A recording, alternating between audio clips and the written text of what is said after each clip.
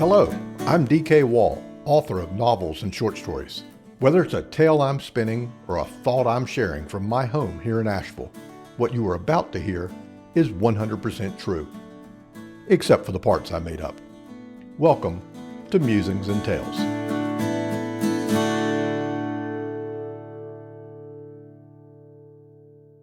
Today's tale is a curious footnote in history, a fleeting, almost forgotten encounter between two men of some repute.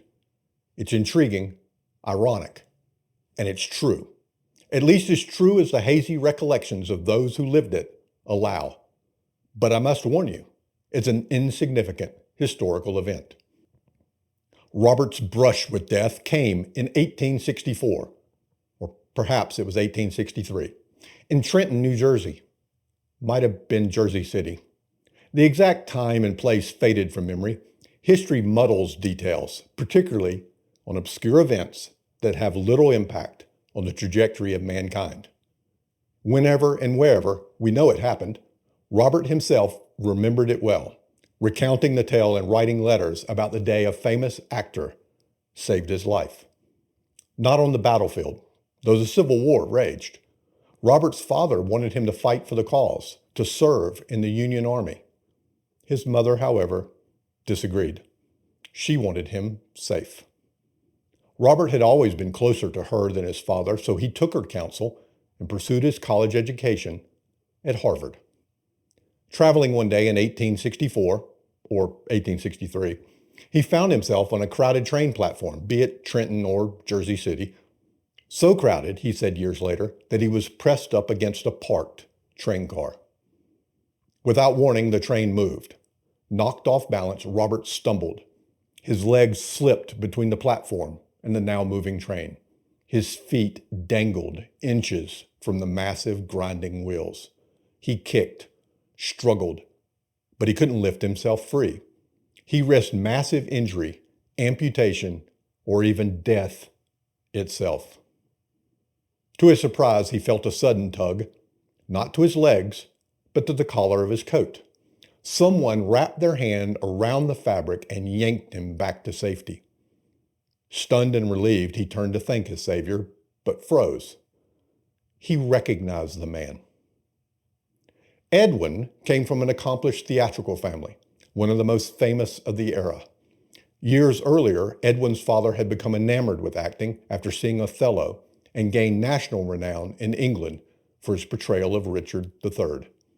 He immigrated to the United States, where his acting career flourished.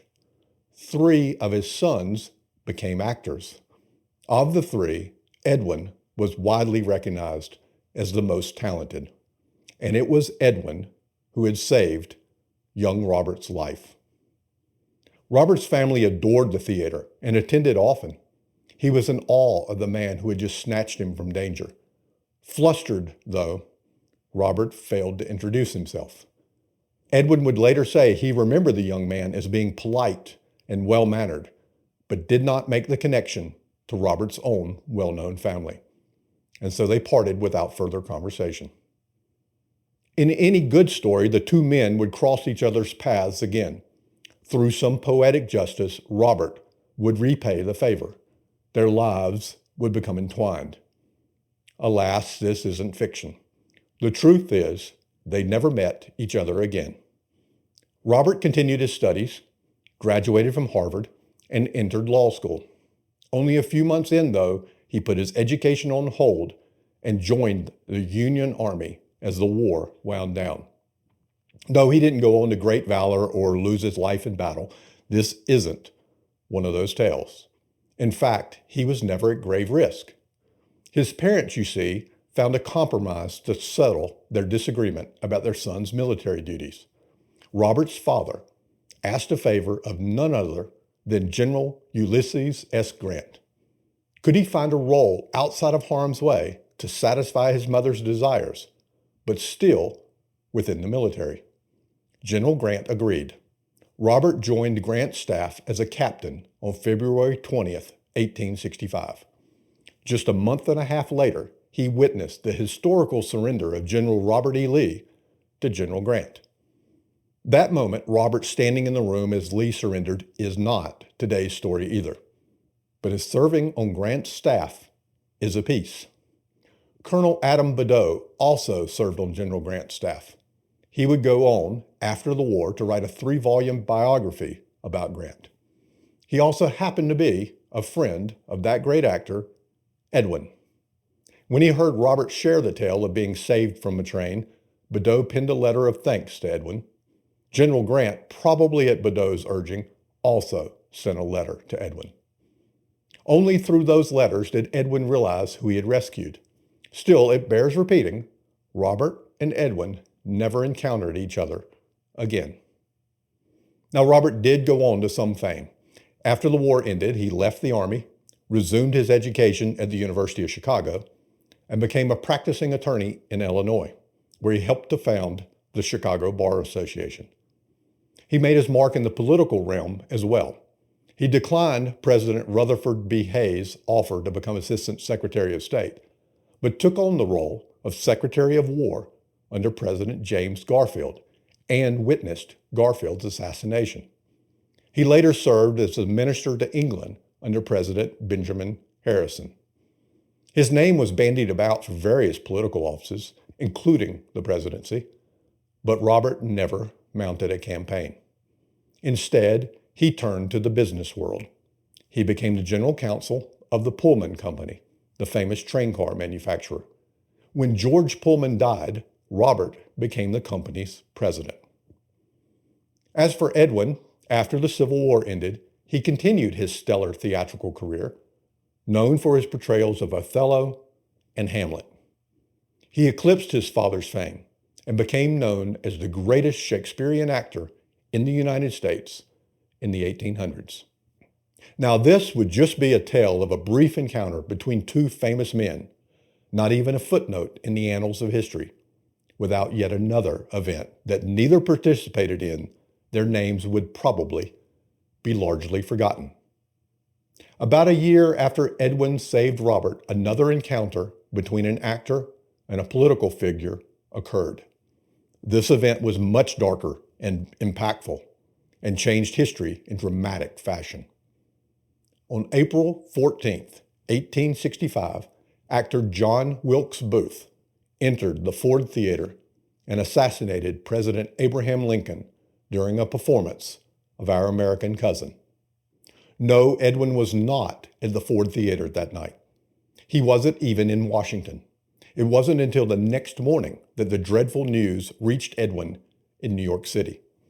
Like many families of that era, the war had divided Edwin's siblings, even the acting brothers. Edwin and his older brother appeared on stage together often, but they had only appeared on stage with their younger brother once, a production of Julius Caesar. Edwin was a staunch supporter of the North. His younger brother avidly believed in the Southern cause. And now, in New York, Edwin learned the president he admired was dead. The assassin was none other than his younger brother, John Wilkes Booth. Unlike Edwin, Robert was in Washington. He visited his parents that fateful evening. Tired from traveling, he declined their invitation to attend the Ford Theater production. That decision haunted him for the rest of his life. If Robert had attended, as the youngest member of the party, custom would have had him seated in the back row of the box with his family. Maybe, he always wondered, he would have seen the door open, seen John Wilkes Booth enter with his pistol. Maybe he could have saved his father's life. Instead, Robert Todd Lincoln stayed in the White House. Thus my tale for you today. A simple moment in history when a famous actor, Edwin Booth, saved the life of the president's son, Robert Todd Lincoln. A simple moment between two men that wouldn't be remembered except for a horrific event months later involving their families. Just an insignificant historical event when a Booth saved a Lincoln before another Booth would end one.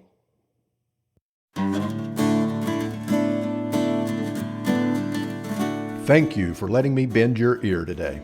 If you enjoy the yarns I spin here, I invite you to explore my novels and short stories over at my online home, dkwall.com.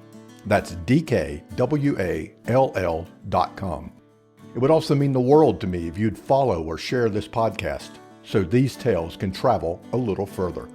Your interaction tickles those little computer gremlins that spread the news. Until the next episode of Musings and Tales, happy reading.